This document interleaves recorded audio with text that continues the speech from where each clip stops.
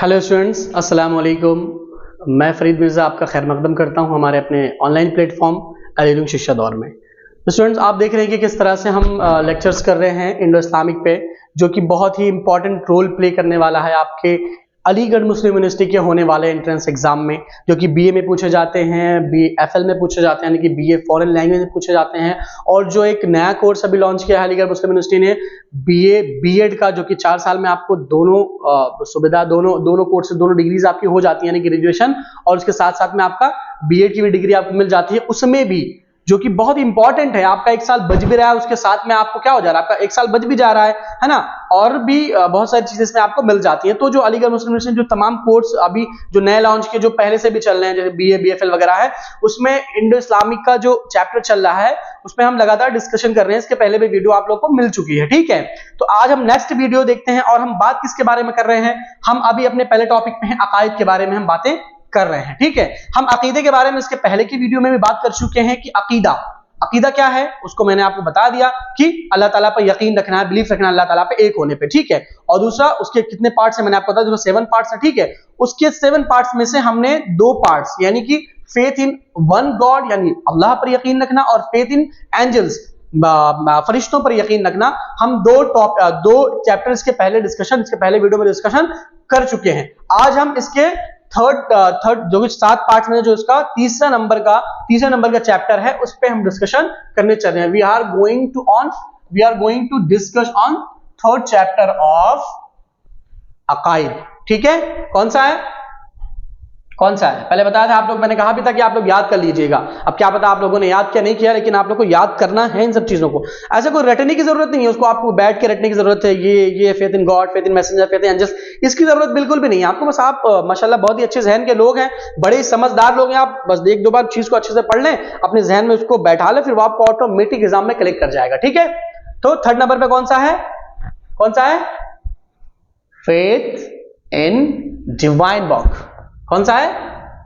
Okay students, मजा आ रहा नहीं आ रहा है? इंशाल्लाह बहुत मजा आएगा। फेथ इन डिवाइन बुक अभी हम बात करेंगे, मैं पहले भी बात कर चुका हूं, लेकिन फिर से अभी बात कर लेंगे इस पे हम, कोई मसला नहीं है, क्योंकि हमारा मकसद पढ़ाना है, आपका मकसद पढ़ना है। तो जाहिर सी बात है, वो मकसद अगर ना हासिल हो और हम टाइम को अपने बचाते रहे कि अरे भाई अभी ये भी करना है, वो भी करना, जल्दी पढ़ लो, ऐसा कुछ भी नहीं है। आप जब पढ़ने के लिए बैठे हैं, तो मैं आपसे ये गुजारिश कर रहा हूँ, एक रिक्वेस्ट कर रहा हूँ कि आप जब भी हमारी वीडियोस लेक्चर्स को देखने के लिए बैठे हैं, आपके पूरे कोर्स के कोई भी वीडियो हो, आपको इंग्लिश की, रीजनिंग की, कोई भी हो, टीचिंग एप्टीट्यूड की या इंडो इस्लामिक की, आप तमाम चीजों से फारिग होकर के बैठे, तमाम चीजों से फ्री होकर के बैठे। बिल्कुल अपने जहन में अपने घर के काम मत रखें कि अभी आटा पिसवाने जाना है, अभी बाजार करने जाना है, अरे अभी कपड़ा प्रेस नहीं हुआ है, अरे अभी समरसेबल चलाना है। तो ये सब चीजों को बिल्कुल किनारे रख करके पढ़ने बैठिए, बिल्कुल खालिस होकर के, बिल्कुल प्योर होकर के पढ़ने बैठिए, ठीक है। कि आपको बस अब पढ़ना है, जितनी देर आप पढ़ें तो सिर्फ पढ़ते रहे। तो जब आप पढ़ते रहेंगे तो फिर आपको बहुत अच्छे तरीके से आपके जहन में, आपके माइंड में चीजें क्लिक करती जाएंगी, आपके जहन में चीजें बैठती चली जाएंगी बहुत अच्छे तरीके से। आपको बार बार कोई वीडियो देखने की कोशिश जरूरत नहीं पड़ेगी, बार बार आपको अपना वक्त जाया नहीं करना पड़ेगा, आपका टाइम वेस्ट नहीं करना पड़ेगा, ठीक है। हम बात कर रहे थे अकायद के थर्ड चैप्टर के बारे में, फेथ इन डिवाइन बुक्स, ठीक है। डिवाइन बुक्स कौन सी होती है, सबसे पहले ये देख लेते हैं। डिवाइन बुक्स कौन सी होती हैं? डिवाइन बुक्स होती है उन बुक को कहा जाता है, उन किताब को कहा जाता है जो आसमानी किताबें हैं, जो वो किताबें हैं जिन किताबों को, 4 किताबें ऐसी हैं। कितनी किताबें? सबसे पहले डिवाइन बुक कौन सी किताबें होती हैं? डिवाइन बुक्स वो हैं जो बहुत इंपॉर्टेंट हैं, इस्लाम में उनका बड़ा इंपॉर्टेंट रोल रहा है। और उसके बाद फिर वो कितनी हैं, उनकी तादाद कितनी है, हाउ मनी। अगर क्वेश्चन ये भी आपसे क्वेश्चन पूछ डिवाइन बुक्स के बारे में ना, अगर आपसे कभी ये क्वेश्चन पूछ लिया जाए कि how many types of divine books, ठीक है। अगर आपसे कभी ये भी क्वेश्चन पूछा जा सकता है, भाई क्वेश्चन में तो कुछ भी पूछा जा सकता है, इंडो इस्लामिक बता दिया गया, और ये मेरी जिम्मेदारी में आपको पूरा अच्छे तरीके से उसको तोड़ मरोड़ के हिंदी की चिंदी करके पढ़ाऊं, और आपकी जिम्मेदारी है कि आप भी तोड़ मरोड़ के और हिंदी की चिंदी करके पढ़ें। जबरदस्ती क्वेश्चन, मतलब कि क्वेश्चन को समझने की कोशिश करें, कौन कौन से क्वेश्चन बन सकते हैं, ठीक है। ये हमारी बहुत बड़ी जिम्मेदारी है। मैं थोड़ा सा स्लो बोल रहा हूं, आप लोगों को आवाज पहुंच रही होगी इंशाल्लाह, क्योंकि रोजे से भी हूं तो थोड़ा सा मसला होता है, लेकिन कोई बात नहीं, इंशाल्लाह आप लोग का भी रोजा अच्छा ही चल रहा होगा, मेरा भी बहुत बढ़िया चल रहा है माशाल्लाह, बस अल्लाह ताला कबूल फरमाए, ठीक है। अगर ये क्वेश्चन पूछा जाता है how many types of divine books, ठीक है, ऑप्शन 3, 4, 5 एंड 6, इसमें सही ऑप्शन कौन सा होगा? सही ऑप्शन होगा 4, 4, ठीक है।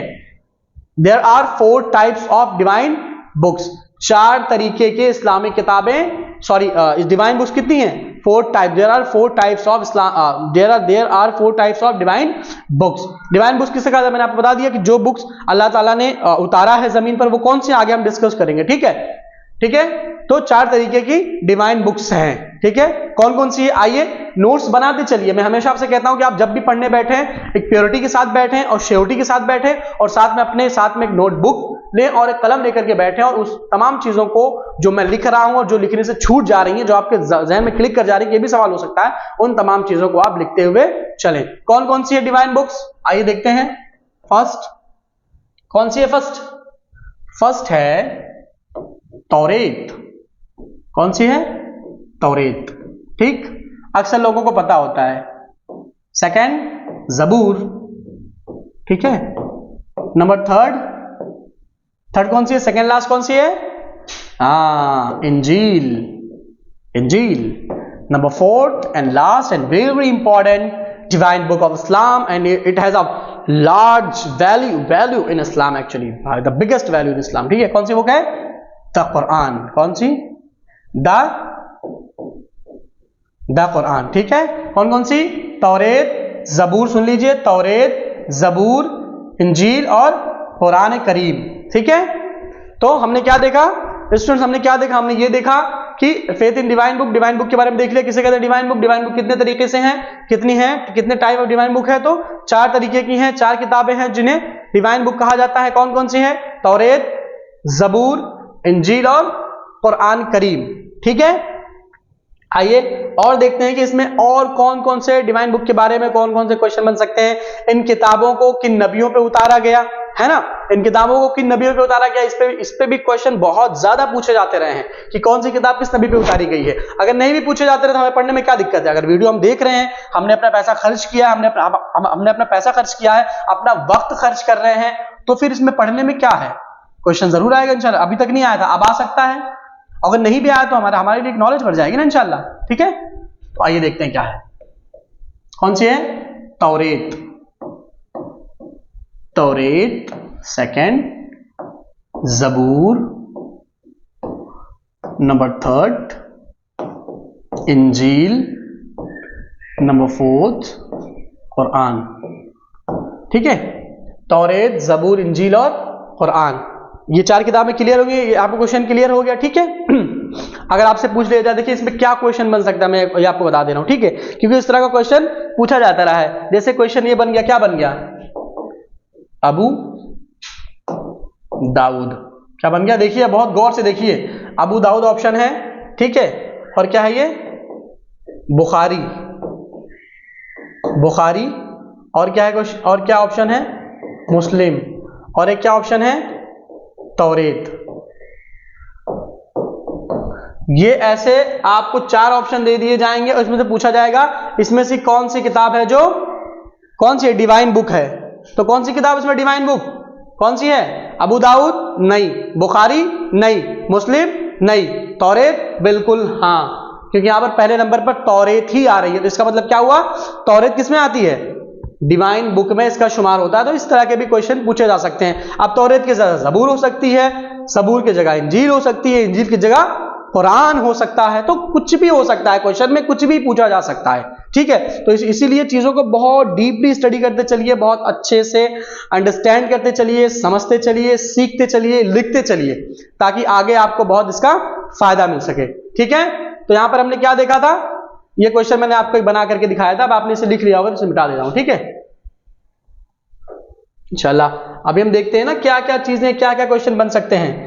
आप टाइम पे मत जाइए, लेकिन क्वेश्चन देखिए, आपका अगर थोड़ा बहुत टाइम वक्त ज्यादा भी लग रहा है, यहाँ पे क्वेश्चन बहुत ज्यादा क्लियर होते जा रहे हैं। ठीक है, अब यहाँ पूछा जाए तौरेत के बारे में क्वेश्चन, जैसे मैंने बता दिया आपको, ऐसा भी क्वेश्चन पूछा जा सकता है, डिवाइन बुक में से है या नहीं है ना। और ये क्वेश्चन बन सकता है कि कौन सी डिवाइन बुक किस नबी पे उतारी गई, ये भी क्वेश्चन बन सकता है। तो आइए हम देखते हैं कौन सी डिवाइन बुक किस नबी पे उतारी गई है। ठीक है, तौरेत किस पे उतारी गई? किस पे? सॉरी, तौरेत किस पे उतारी गई? मूसा अलैहिस्सलाम पर। किस पे? मूसा अलैहिस्सलाम पे, वो फिरौन के दौर वाले। ठीक है, और जबूर किस पे उतारी गई? किस पे उतारी गई जबूर? दाऊद अलैहिस्सलाम पर। किस पे? दाऊद अलैहिस्सलाम पर। इंजील किस पे उतारी गई? हजरत ईसा अलैहिस्सलाम पर। ठीक है, और the last book the Quran करीम, ये किस पे उतारी गई? इसके बारे में सब जानते हैं, किस पे उतारी गई? प्रॉफेट मोहम्मद सल्लल्लाहु अलैहि वसल्लम पर। प्रॉफेट मोहम्मद सल्लल्लाहु अलैहि वसल्लम। It's a very important question of Indo Islamic culture. These questions are very important in Indo-Islamic culture. These questions are very important. Really मैं क्यों ये बार बार बात कर रहा हूं? क्योंकि ये क्वेश्चन हमेशा से इंडो इस्लामिक में पूछे जाते रहे हैं अब तक, और आगे भी पूछे जा सकते हैं ना, क्वेश्चन में कोई भरोसा नहीं है। तो तौरेत जो डिवाइन बुक है, ये 4 डिवाइन बुक के यहाँ नाम लिखे हुए हैं। ये क्या है? ये डिवाइन बुक है, और ये क्या है? ये इनके प्रॉफिट्स के नाम है। कौन से प्रॉफिट्स पर कौन सी किताब उतारी गई, ठीक है? ये किस पे उतारी गई, और ये डिवाइन बुक्स हैं। तो तौरेत किस पे उतारी गई? मूसा अलैहिस्सलाम पर। जबूर किस पे उतारी गई? दाऊद अलैहिस्सलाम पर। इंजील किस पे उतारी गई? ईसा अलैहिस्सलाम पर। कुरान किस पे उतारा गया? The last prophet of Islam, prophet Mohammad सल्लल्लाहु अलैहि वसल्लम, पीस बी अपॉन हिम। ठीक है, क्लियर हो गया वाला क्वेश्चन भी आप लोग का? तो तौरेत, जबूर, इंजील और कुरान। ठीक है स्टूडेंट्स, हमने ये देखा कि कैसे क्वेश्चन पूछे। क्वेश्चन देखिए आप लोग, कैसे कैसे क्वेश्चन आपसे पूछे जा सकते हैं। हमने वो देख लिया ना कि क्या था कि हाँ, कौन से नबी पे कौन सी किताब उतारी गई। अब आपको ये भी पता है कि इससे पहले भी हमने पढ़ा है कि ये सब किताब को लाने का, पहले लेक्चर में बात किया था, फिर मैं थोड़ा सा बता देता हूं कि ये जो किताबें थी, इनको लाने का काम कौन किया करते थे? हजरत जिब्राईल अलैहिस्सलाम। ताकि आपको बार बार सुन करके याद हो जाए कि जिब्राईल अलैहिस्सलाम का क्या काम था। वो अल्लाह का जो मैसेजेस था, जो चीजें थी, वो ला करके पहुंचाया करते थे। ठीक है, ये काम किया करते थे। ठीक है, तो ये हमने देखा। आइए देखते हैं और कौन सा क्वेश्चन बन सकता है। तौरेत, जबूर, इंजील और कुरान के बारे में और क्या क्वेश्चन बन सकता है?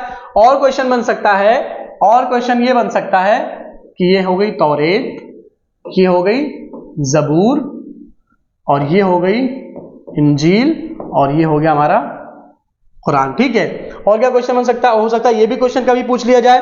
ठीक है, क्या क्वेश्चन पूछ लिया जाए कि जबूर की मीनिंग क्या है? What is the meaning of जबूर, what is the meaning of Quran, what is the meaning of तौरेत, है ना? कोई भी क्वेश्चन आपसे ये भी क्वेश्चन पूछा जा सकता है। तो क्या होता है इसका माने? तौरेत का माने होता है द ग्रेट वन। क्या होता है तौरेत का माने? The great one. ये ग्रीक वर्ड का लफ्ज है तौरेत। ठीक है, उसी से निकला है। उसका माने क्या है? बहुत ही पुरानी लैंग्वेज है, क्या पता 4, 5, 6, 7 हजार साल पुरानी लैंग्वेज है। ठीक है, तो क्या माने? तौरेत का माने क्या होता है? The great one. जबूर का माने क्या होता है? जबूर का मीनिंग होता है, ये ऊपर में लिख देता हूं मीनिंग्स, ताकि आप लोग इस हिसाब से नोट बनाए। ठीक है, इनकी मीनिंग से तौरेत माने क्या है? The great one. जबूर का मीनिंग क्या है? जबूर मीनिंग क्या है? जबूर मीनिंग होता है बुक। क्या होता है? बुक भी होता है, और लिखी हुई चीज भी होता है, यानी कि राइटिंग्स वगैरह भी जबूर की मीनिंग में आती हैं। ठीक है, जबूर की मीनिंग। इंजील के माने में क्या होता है? इंजील माने क्या होता है? इंजील माने होता है गुड न्यूज। क्या होता है? ठीक है, क्या होता है? गुड न्यूज के माने होता है इंजील। कुरान माने क्या होता है? कुरान माने क्या होता है? कुरान माने होता है सबसे ज्यादा पढ़े जाने वाली किताब, रिसाइटेड। क्या होता है? रिसाइटेड। ठीक है, रिसाइटेड, सबसे ज्यादा तिलावत, सबसे ज्यादा पढ़े जाने वाली किताब। ठीक है, समझ गए? ये भी क्वेश्चन हमारा इसमें क्लियर हो सकता है। क्या हो सकता है? हमने देखा किस नबी पे कौन सी किताब उतारी गई, और कभी ये भी पूछा जा सकता है, ये क्वेश्चन बिल्कुल पलट के, कि जबूर अलैहिस्सलाम पर कौन सी किताब उतारी गई। तो कौन सी उतारी गई? कौन सी उतारी गई? सॉरी, जबूर कह रहा हूं, दाऊद अलैहिस्सलाम पर। सॉरी, दाऊद अलैहिस्सलाम पर कौन सी किताब उतारी गई? तो जबूर उतारी गई। कभी आपसे पूछ लिया जाएगा कि जबूर की मीनिंग क्या है, तो जबूर मीनिंग क्या है? Book, writing. कभी आपसे पूछ लिया जाए मूसा अलैहिस्सलाम पर कौन सी किताब उतारी गई, तो तौरेत उतारी गई। और कभी इसको पलट के पूछे तौरेत किस नबी पे उतारी गई, तो मूसा अलैहिस्सलाम पर उतार। नीचे 4 ऑप्शन दे दीजिए, उसमें से मूसा अलैहिस्सलाम क्या होगा? सही होगा। कभी पूछ लिया जाए इंजील किस पे उतारी गई, तो हजरत ईसा अलैहिस्सलाम पे उतारी गई। इसकी मीनिंग क्या है? तो गुड न्यूज। ठीक है, और कभी ये पूछ लिया जाए कि ईसा अलैहिस्सलाम पर कौन सी किताब उतारी, उसका क्या नाम है, तो क्या नाम है उसका? इंजील नाम है। और अगर ये तो बहुत ही मशहूर क्वेश्चन है, कुरान किस नबी पे उतारा गया, 4 ऑप्शन नबियों के दे दिए जाए, तो कौन सा सही होगा? तो प्रॉफिट मोहम्मद सल्लल्लाहु अलैहि वसल्लम। कुरान की मीनिंग क्या है? रिसाइटेड, है ना? रिसाइटेशन, रिसाइटेड इसका मीनिंग है। ठीक है, और नबी करीम सल्लल्लाहु अलैहि वसल्लम पर कौन सी किताब उतारी गई, तो कुरान करीम नबी करीम सल्लल्लाहु अलैहि वसल्लम पर उतारा गया। ठीक है, और देखते हैं इसमें और कौन सा क्वेश्चन बन सकता है। अच्छा, एक क्वेश्चन और भी बन सकता है, एक तरह का और भी क्वेश्चन, और भी बहुत सारे क्वेश्चन बन सकते हैं। जैसे कि अगर आपसे ये पूछ लिया जाए कि जो हजरत मूसा अलैहिस्सलाम पर कौन सी किताब उतारी गई है, हजरत मूसा अलैहिस्सलाम पर उतारी गई है कौन सी? मैं भूल गया, बताइए आप लोग। तौरेत। कौन सी? तौरेत। अगर पूछ लिया जाए कि तौरेत का जिक्र कुरान में कितने बार है, ये भी क्वेश्चन आ सकता है। तौरेत का जिक्र कुरान में कितने बार है, ये तौरेत, ये भी क्वेश्चन पूछा जा सकता है।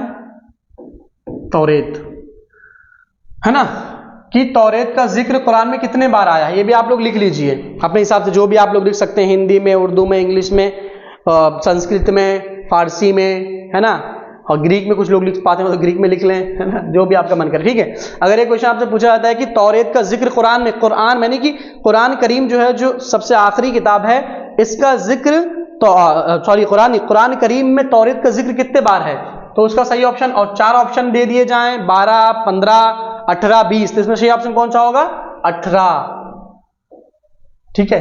यहां लिख दे रहा हूं मैं जिक्र। अब आप लोगों को क्या लिखना है, आप लोग अपने हिसाब से लिख लीजिए। तो तौरेत का जिक्र कुरान करीम में कितने दफा आया है, एक मिनट, अस्सलाम वालेकुम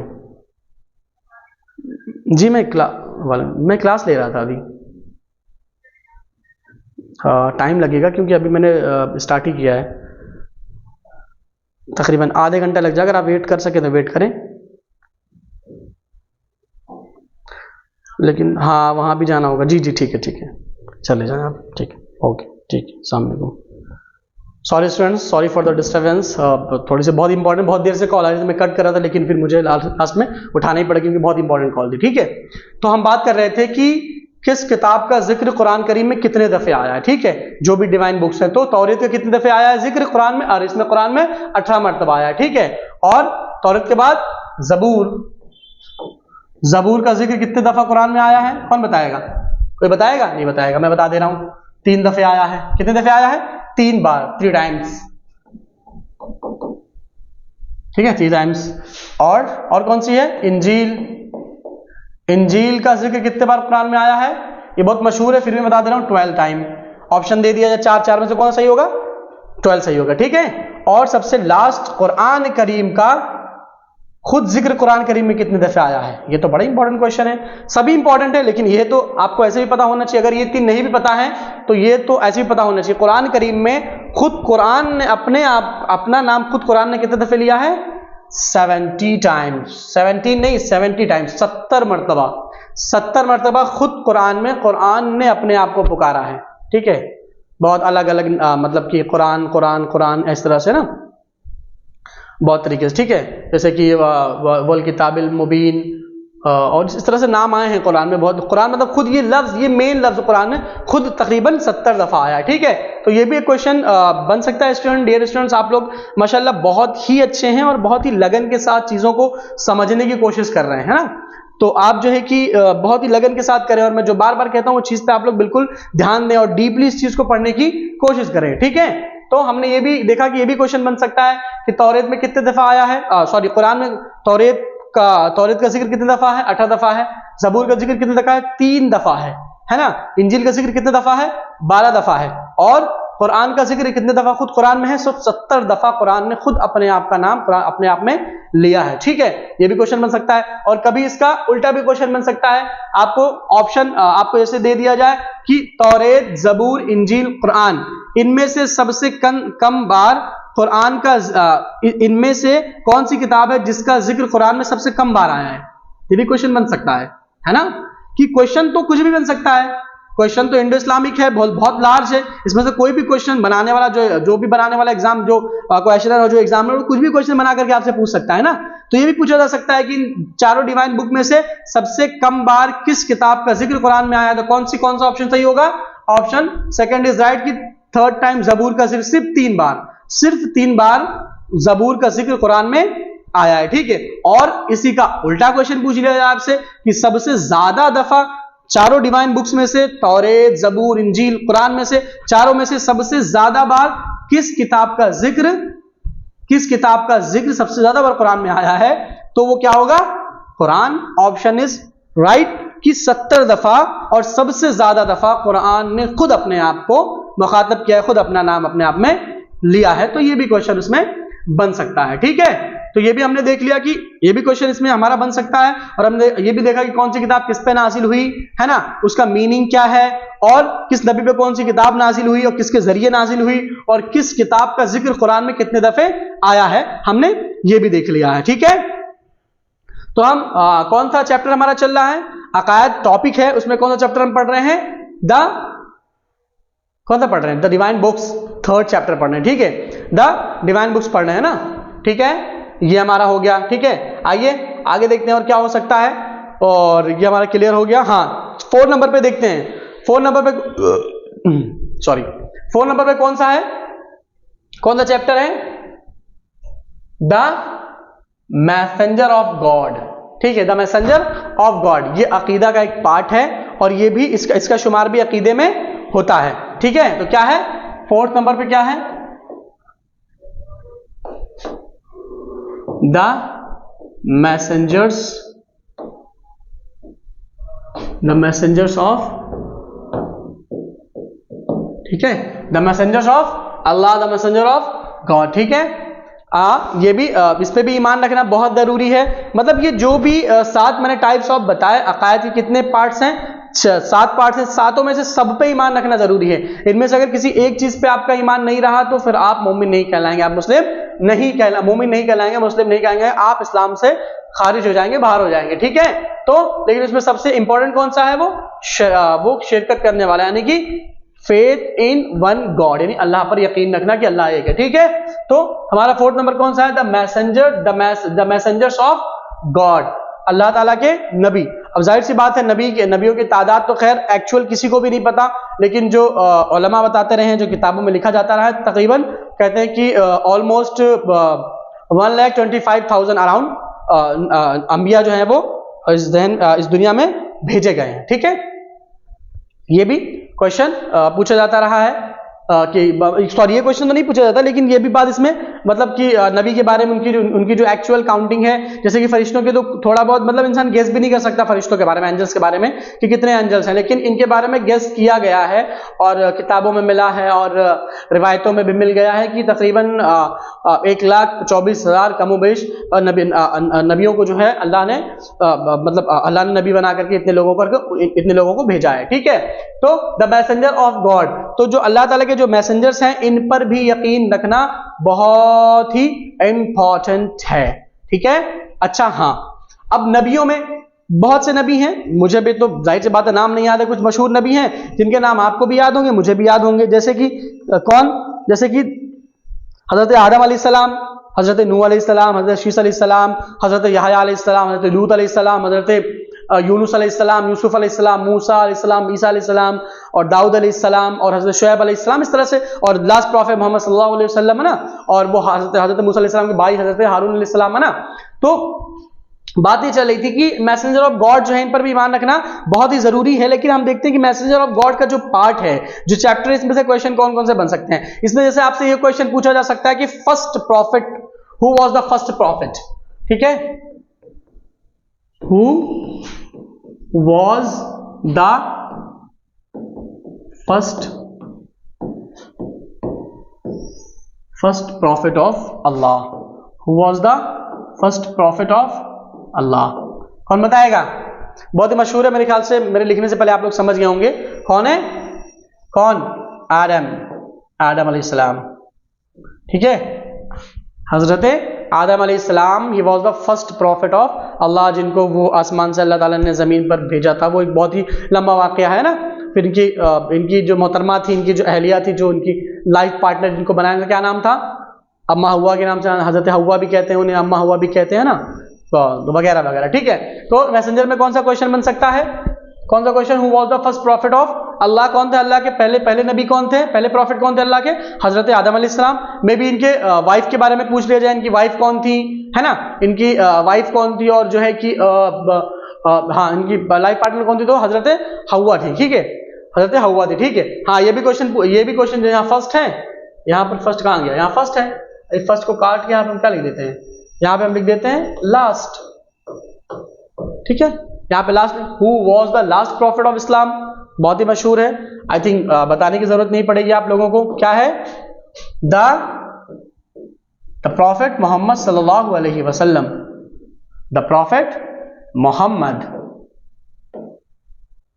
the prophet Muhammad peace be upon him, है ना, who was the last prophet of Allah. तो कौन थे अल्लाह के नबी की सबसे आखिरी, उनके अल्लाह के नबी को कहा जाता है नबी आखिरी ज़मा और खातिमुन नबीयीन के खातिमुन नबीयीन, है ना, इस तरह से उनको कहा जाता है। ठीक है, तो who was the last prophet of Allah कौन थे?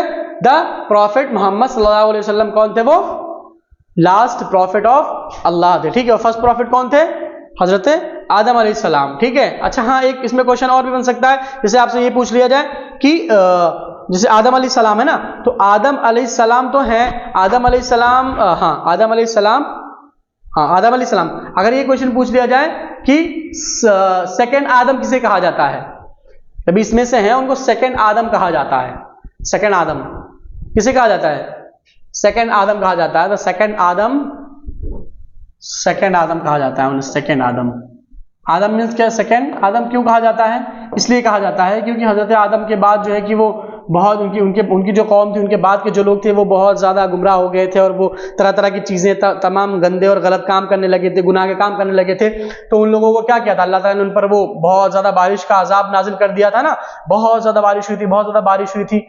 तो उसके बाद हजरत नूह अलैहिस्सलाम का जब दौर आ गया था, जब उनके बेटे कौन थे? इनके बेटे कौन थे? हजरत आदम अलैहिस्सलाम। हाँ, ये भी क्वेश्चन पूछा जा सकता है कि हजरत आदम अलैहिस्सलाम के बेटे कौन थे? क्वेश्चन है, क्वेश्चन तो कुछ भी पूछा जा सकता है। अब पूछ लिया जाए कि हजरत आदम अलैहिस्सलाम के बेटे कौन थे, उनके सन कौन थे? चार ऑप्शन दे दिया जाए, हजरत मूसा, ईसा, हजरत मूसा, ईसा और क्या नाम है, शोएब और नूह अलैहिस्सलाम, है ना। तो इनमें से कौन से हैं जो हजरत आदम अलैहिस्सलाम के बेटे हैं? नूह अलैहिस्सलाम। कौन? नूह। ठीक है, नूह अलैहिस्सलाम है जिनपे क्या हुआ था, जिनको क्या बात करें, नूह अलैहिस्सलाम। नूह अलैहिस्सलाम कौन थे? हजरत आदम अलैहिस्सलाम के बेटे थे, ये हम बात कर रहे थे। ठीक है, ये भी क्वेश्चन हमारा हो जाए। अच्छा, एक क्वेश्चन इसमें और भी पूछा जा सकता है कि सेकंड आदम किसे कहा जाता है? सेकंड आदम कहा जाता है, सेकंड आदम भी नूह अलैहिस्सलाम को ही कहा जाता है। हम पर्पस बात कर रहे थे किस रीजन पे, किस वजह से इन्हें सेकंड आदम कहा जाता है। तो हम बात कर रहे थे कि क्योंकि बहुत ज्यादा लोग गुमराह हो गए थे, गुनाह करने लगे थे, फिर उन्होंने बहुत बड़ी कश्ती बनाई वगैरह, सब वाकई आप लोग जानते होंगे। तो फिर क्या हुआ, अल्लाह ताला के हुक्म से बारिश हुई।